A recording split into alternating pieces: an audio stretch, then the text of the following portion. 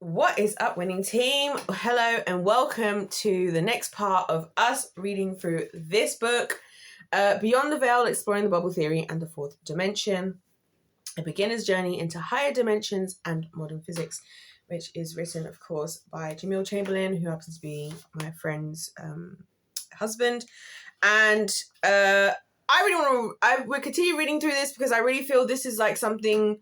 This matches up. I told you guys that my next scientific rabbit hole is going to go down is the dimensions of the universe after the God versus science stuff. So let's just continue and get straight into it. Watch the first video. There's a link in the description box to the playlist with all of the videos that are going to be me reading through the book. There's also a link to buy the book. Please go buy the book. It's super cheap on Amazon. I'll leave the link in the description box below. Go and buy the book so we can read along together because it's probably going to take us a while to get through the whole book, but I just thought it would be fun for us to do this together. And also, I'm learning. This is my first time understanding this. He's like, way above my understanding when it comes to physics. I can tell already. So I'm genuinely curious to see what this is. So we started off in the previous video with the first section of the introduction, a sky full of questions. Now we're moving on to a journey of curiosity. So I'll just read, and you guys know how it goes when I do reading videos with you guys. We just read, I talk, we go, we do. From the earliest cave paintings to modern telescopes, I literally just mentioned telescopes in the last video, telescopes peering into the depths of space, our desire to understand the cosmos has been a driving force in human history. Ancient astronomers in civilizations like Babylon, Egypt and China meticulously recorded celestial events, seeking patterns and meanings in the movements of the heavens. The Greek philosopher Aristotle envisioned a geocentric universe with Earth at its center, surrounded by concentric celestial spheres. This view held sway for centuries until the revolutionary ideas of Nicholas Copernicus in the 16th century proposed a heliocentric model. Okay. Placing the sun at the center. Oh, this bold. So we've gone from the earth at the center to the sun at the center, essentially, is what he's saying. Aristotle was suggesting the earth was at the center, and Nicolaus Copernicus in the 18th century proposed that the sun was at the center. This bold shift challenged the established order and set the stage for a new era of exploration. You can tell this dude is a scientist. Because you have to, as a scientist, you have to, when you're, writing something for people to understand, you have to, really, go to the very beginning and, break it down for people. And that's one thing I love about science. That's why I think people shouldn't separate God and science, because that's why I feel to me, that's the same way God wrote the Bible. It's he's I'm going to tell you from the beginning. In the beginning, the world was without form and void. I'm going to tell you about this thing, and I'm going to go back all the way to far beyond where we were, and I'm going to bring you now to how I came to my conclusion. That's kind of what I try to do in my videos, even though people think I'm rambling all the time and I'm just talking stuff. I'm saying things for a reason. You know what I'm saying? It's kind of like how I discovered about One Piece. One Piece is a dystopian story, which doesn't seem like it. And a lot of people, when they watch One Piece, they think One Piece is too long. And that's kind of part of it. Part of the reason why One Piece is so long is because purposefully Oda, the writer of One Piece, made it so the first 400 episodes, you can't tell how corrupt the government is on purpose to show how well they hide their corruption. So that you, the reader who doesn't notice the corruption, you see red flags, but you don't really notice them that much. So do the people, but you don't really know. That was the whole point, to show just how good they were at being corrupt. It's I love storytelling and I love science. This is so much fun. Okay. This is so good, by the way. This is so good.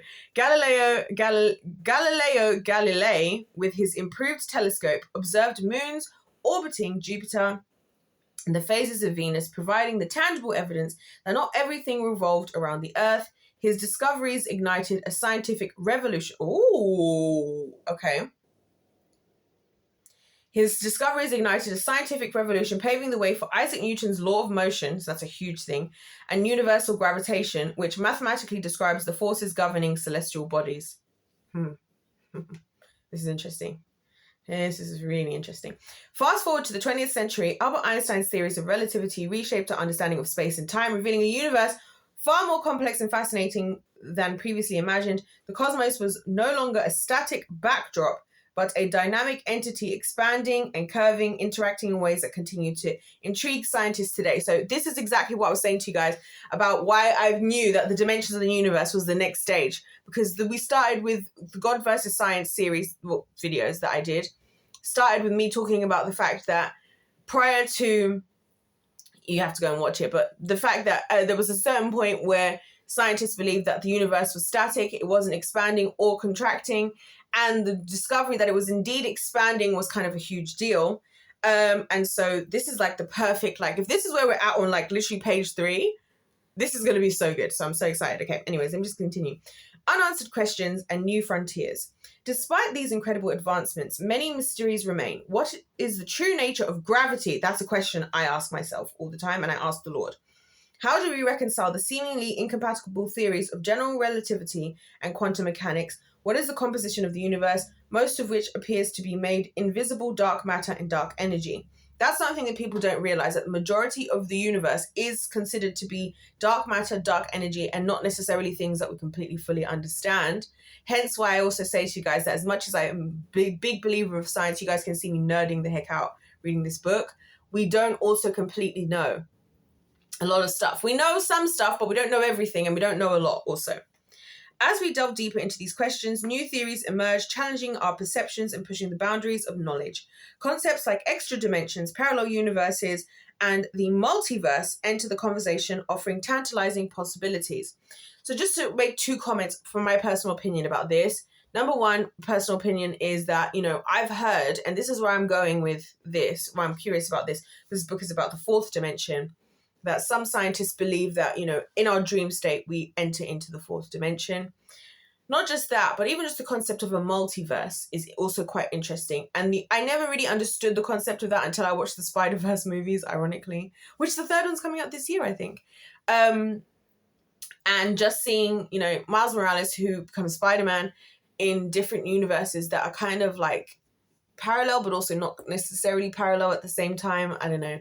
I'm feeling so out-scienced by this book. I love it. I love it. I love it. I love it. I love it. I love it. It's so rare that I get to like really delve, like go above where I'm, my scientific understanding. So this is why I say to people all the time, I'm like, literally being creative. I'd rather be creative as a job, and I do science as a hobby. And even though other people do it the other way around, I'd rather do science as a hobby, and I'd rather do my creative things as a job. Guided by the stars, inspired by the moon. That's an interesting title. Just as our ancestors looked to the stars for direction, we too seek guidance in the vast unknown. The moon, transitioning through its phases, reminds us of the ever-changing nature of understanding. Each new discovery is a step in an ongoing journey, a transition from old ideas to new horizons. Consider the moon landing in 1969 when Neil Armstrong set foot on the lunar surface. It wasn't just a monumental technological achievement, it was a profound moment that united humanity in wonder.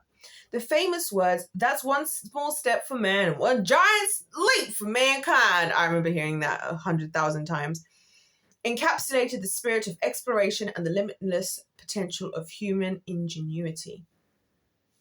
Okay, this is insane. I need to up my vocabulary at this point.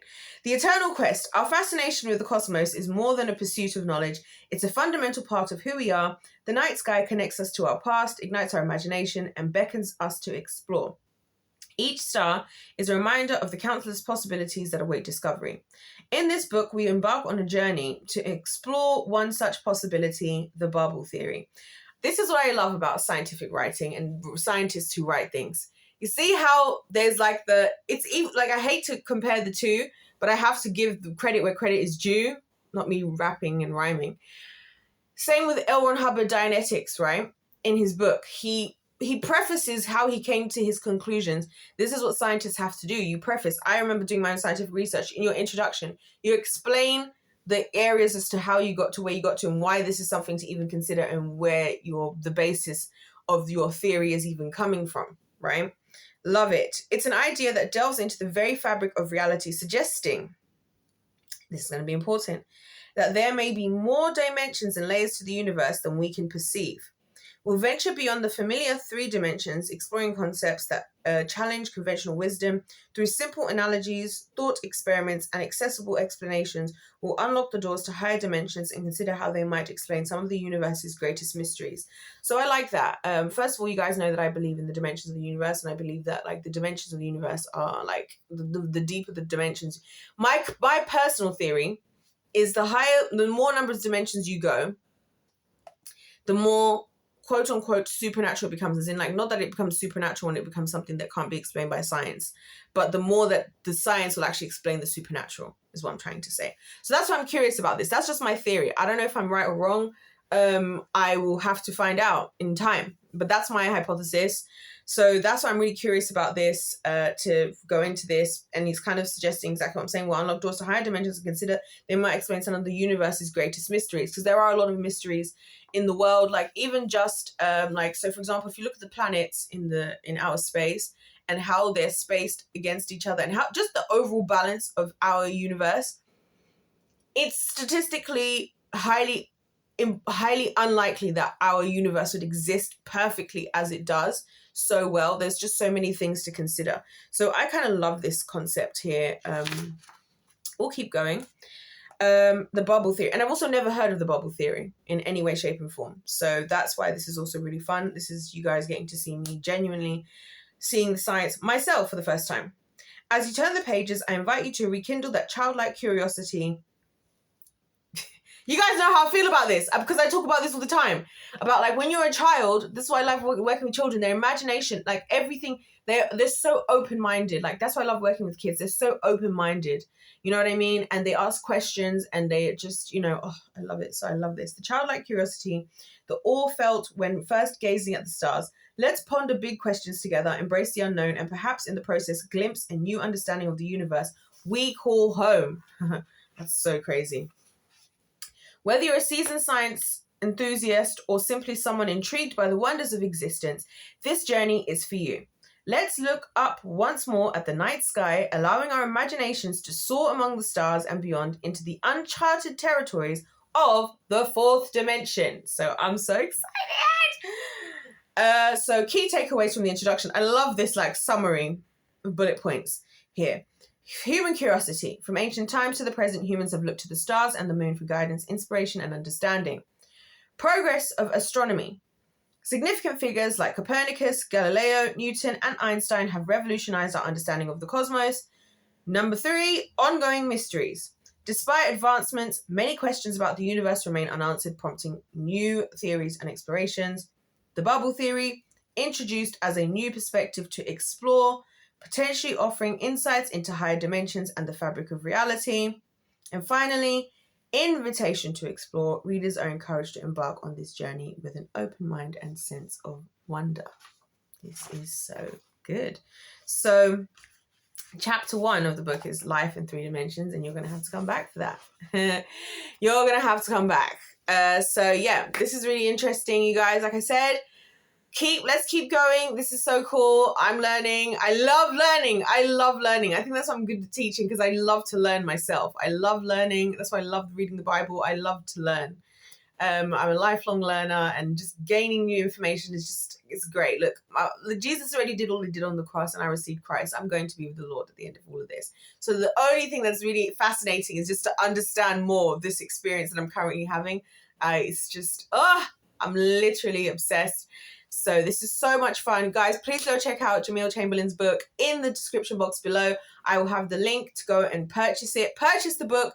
Let's read along. I highly recommend it, because I feel that, like, obviously I'm giving my commentary on the book and I'm reading with you guys, but I feel like you guys need to also go and like have the opportunity to make notes, study. I'm a big believer in like having your own like home library where you like have books and things that you reference. You know what I mean? These are the types of things I would give my kids to read. Like, for example, I would give my child a book like this to read, because I would want to see, like, probably at an earlier age than other people might think that they would be ready for this type of book, because this is how we encourage critical thinking, and this is how we encourage looking at the world. Also, I very much intend on, I love how I keep saying I'm not having kids and then talking about what I'm going to do with my children. It's actually crazy.